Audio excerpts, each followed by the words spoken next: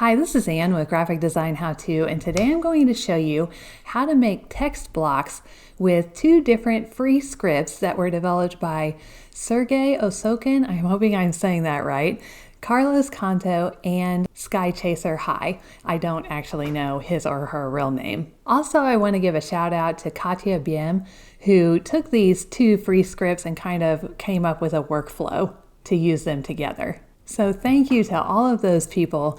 They really help the design community, and a lot of times for free. So check out their links in the description below to see what they're up to now. All right, let's get started.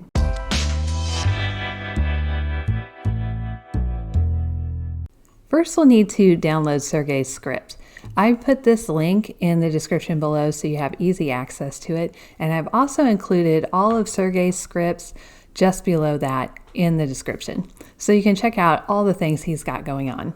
So once we get to this page, I'll come over here and download zip. And that'll go into my downloads folder.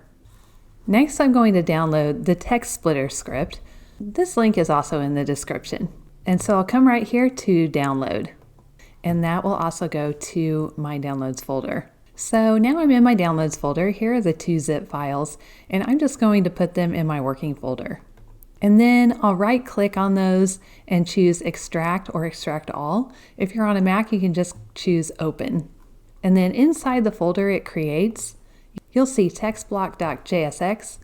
The other link will include all the scripts. So the one we want is splittext.js, and I'll move it out of that folder. And then I'm just going to delete the folders and the zip files.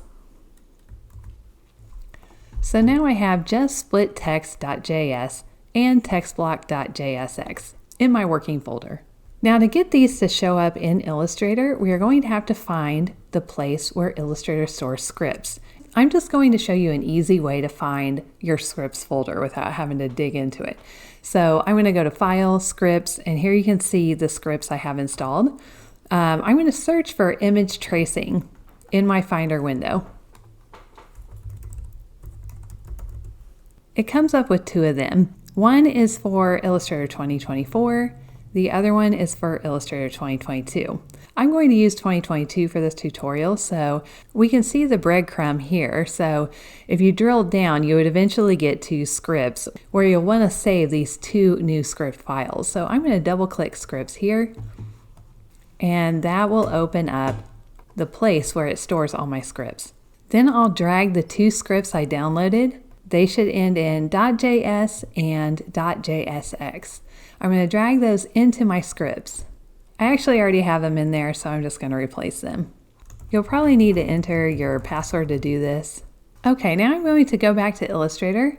I'll go to File, Scripts, and you can see them right here, and we'll be able to use them on any file. Okay, now I'm going to open a file that has some text, and I have this text inside a text box. So if you want to do the same, you can click on your text tool, click and drag, and then type in here, and then hit return to kind of show what line you want each part of the text to be on. The first script we downloaded, which is the text block one, can only work with separate text paths. So if I try to get it to work with this, which is all one text path with returns in it, it's going to give me an error.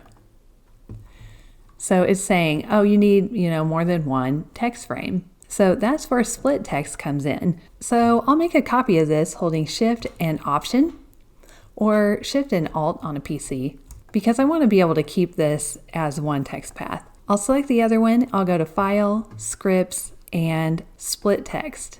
And we have some options here. I want it to split the text by the lines, so we'll say OK. And now each one of these lines is its own text path. Now we can come back and run the other script, text block. Here you can change the width of your text block. I'm going to leave it at 300.